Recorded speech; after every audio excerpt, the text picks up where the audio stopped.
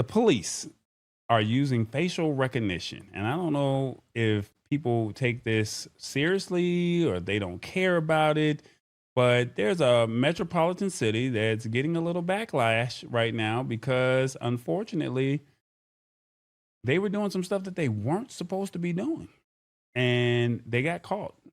Now, the question is who's policing them? But I'll break it down. They said the police, the New Orleans police, secretly were using facial recognition on over 200 live camera feeds. That's what they were doing. And basically, what that means is for a couple of years, 2 years, the NOPD was using over 200 facial recognition cameras run by some private group called Project NOLA. They were scanning the streets, especially the French Quarter, and sending real time alerts to the police officers' phones of people that they thought had warrants or had whatever issues going on with them. Now, here's the kicker: the whole operation was going against the city rule or the ordinance back from 2022, where they said that they could only use facial recognition for serious violent crimes and had to have proper oversight. They also weren't telling anybody about it in the arrest report. So basically, they were literally getting this tip from this private organization that was using that had access to all these camera feeds, and they told the police officers, "This is where they're at. They're at the corner of this and this. They'll stop you, run your ID, and you would get arrested." They said they weren't supposed to be doing all of that. And the ACLU was basically saying, no, no, no, this is not good. And this is a real problem for folks' privacy and due process, especially since this tech isn't always accurate and can have some racial bias. So in April of this year, the NOPD chief, Ann Kirkpatrick, she pressed pause on the whole real time alert system to make sure that they're actually following the law. This whole mess just goes to show how tricky it is for cities to use fancy tech for policing without stepping all over people's rights. It's a real lesson for other cities if they want to do something similar to this. Now, I think that this is kind of messed up, but they're saying that they were protecting our privacy. As we get a little bit more seasoned, we understand the value of our personal space and privacy. And it shows how quickly our movements and identities can be tracked without us even knowing, which can be a real headache. They're keeping the system honest. It's unchecked power, and that can lead to problems. And the police department needs to be more transparent when it comes to this, and they need to be held accountable. Let's not forget that.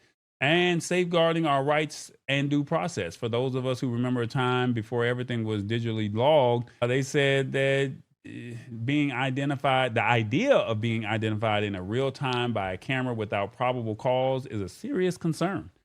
And basically, you're setting precedent for future generations. So as we get older, we're often thinking about the world that you're leaving to your kids, saying, hey, you're going to be monitored. Is that what you really want? And if we don't push back against unregulated surveillance now, it could become the norm. And if you don't know anything about that, look at what China is doing in their respective country. Very interesting times right now. And the question that I have for you is, do you think the police should use facial recognition? One, this is a great way for them to use it. Two, this is wrong. Who polices the police? Three, I see no wrong. It helps track criminals faster. Four, I have nothing to hide, so I'm not worried. Or five, someone should sue the police department for this. Revis, your thoughts on this? My thing is, if you have to have a search warrant to do certain things, why wouldn't you have to have a search warrant to do that? I think we need to have someone police the police. I think that is wrong, but I understand. And if I remember right, didn't in the last week or so, didn't 12 inmates escape down there in New Orleans? And so that could have helped to get those inmates back in jail. So I can see where it is beneficial, but someone need to regulate it. I don't think they should do that every day.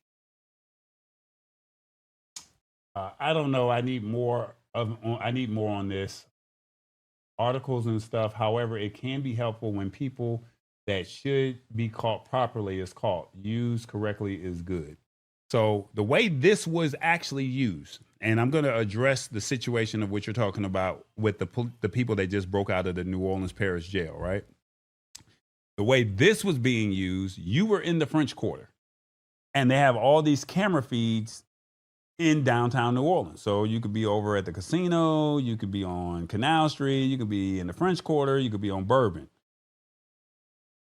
So they would scan your face and they would, I guess, cross reference it with anybody that had warrants. And they said, oh, we got one. Ding, Nia, Shirley, Lisa Maria, they have a warrant for their arrest. There's a police officer on this corner. This is the person, and it matches them. That's how they were using it. And when they arrested them, they never used it and said, we use these cameras, because they knew that there was a law that was in place that you could not do it unless it was for a violent crime. But they were just doing it to get people off the streets completely, or to get people arrested to, hey, address this warrant or address this situation. What Reeves is talking about is last week, Thursday or Friday of last week, there was a situation where 10 men broke out of the New Orleans Parish Jail. They were successfully able to do it. They had an 8-hour head start. Some of them went home. One guy was found sleeping on a park bench. He ended up, somebody reported it and got the $10,000 reward. Somebody went live. Somebody was found just walking the streets using the cameras. I'm not sure if they didn't say that's how they got caught, but they said through surveillance, they were able to track these people. And only 1 or 2 people are left. And then there's actually, on some of the social blogs, if you do your own research, there's actually a quote unquote bet of who is going to actually make it or survive the longest. And people are like putting their money on this person based off of the mug shots. It's funny, but it's serious, because some of these people, one guy was so nervous about his situation, saying he violated him, committed a crime against him, and he thought he was going to have to leave Louisiana because he didn't know if he was going to come back and attack him or his family. And when he found out that that person had broke free, he became scared for his life. He ended up getting caught, but we don't know how he got caught. So did they use those cameras? It's 200 cameras that are in downtown Louisiana, or downtown New Orleans. I'm sorry. Downtown New Orleans is where those cameras are. So were they downtown? Were they in a suburb? Were they in a different city? We don't know where they were caught at. We just know that somebody went live, somebody went home, somebody was caught sleeping on at a bus stop bench with the jail tag still around his wrist. He didn't even have enough decency to break the bracelet off of his wrist. So, I mean, I don't know if this is good, if this is bad, but the original purposes of this article, you are just randomly walking down the street and you have a warrant out for your arrest, and you're at this corner, the police stop you. The way you guys said, this is wrong. Who polices the police? And I agree with him. Who polices the police? But in a situation where you had a jailbreak like that, and you were using those cameras to catch those inmates, I would actually support that. Yeah. So Shirley says they did catch one of the escapees in the French Quarter. So using it for that situation, ideal, right?